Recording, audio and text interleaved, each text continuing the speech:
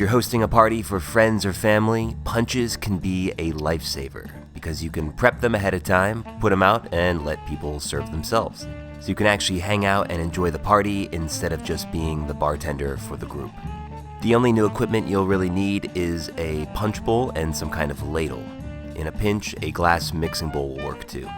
Now, to keep the punch cool without diluting it too much, I recommend using a large ice block. So here I've filled up an insulated cooler without the lid and left it in the freezer for about 24 hours. And the cool thing about this method, pardon the pun, is that the ice block will be perfectly clear. You can watch my video on how to make clear ice to learn more about this technique. For our first punch recipe, we're going to start with a process called oleo sacrum, which basically translates to sugar oil. This process was a common way to extract a potent citrus flavor for punches in the 19th century and makes a sweet, aromatic base for our punch. We're going to take the peels of 2 lemons and muddle 1/2 cup of superfine sugar into them. After letting it sit for at least 4 hours, the sugar's ability to extract moisture results in this sweet syrup.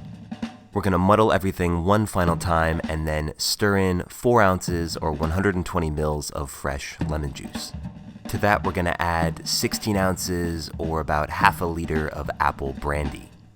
And to use some of that port we often have lying around during the holidays, we're going to add 8 ounces or about 240 mils of ruby port. And since we are not doing any shaking or stirring, we need to account for some of that dilution by adding in 2 cups or about half a liter of water. Give that a quick stir and then pour everything into your punch bowl through a sieve to strain out those lemon peels. Store this in the fridge until you're ready to serve, and once you are, just add in your large, clear ice block. This punch bowl is a bit too large for how much punch we made, but that's okay. And then we're going to finish by just taking a microplane and grating a bit of nutmeg over the top of the punch. Alright, grab a punch glass and attempt to ladle it in without spilling, which is impossible, and let's give it a shot.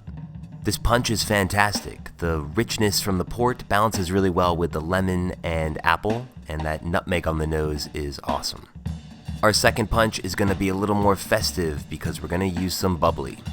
This one's super easy as well. We're just going to start with 10 ounces or about 300 mils of maraschino liqueur. To that, we're going to add another 10 ounces or 300 mils of cognac. At this point, go ahead and drop in your big ice block. And then we're going to spice this up with 24 ounces or about 700 mils of ginger beer. Now you're going to want to wait until right before serving to your guests to do this step. After that, pop a bottle of rosé champagne and dump the entire thing into the bowl. Give it a stir and then garnish with some lemon wheels on top. And let's see if I can ladle this in without spilling. Nope, spilled it. Anyway, try to get a lemon wheel in the glass and let's give it a try. This one's super tasty. The spiciness of the ginger beer and champagne make it great for a holiday party. But we're missing one key ingredient for a punch, and that is friends. To add this ingredient, simply pick up a copy of How to Win Friends and Influence People, where you'll learn things like smiling and name repetition. This approach will yield one friend. Simply repeat as desired. Cheers, y'all, and happy holidays.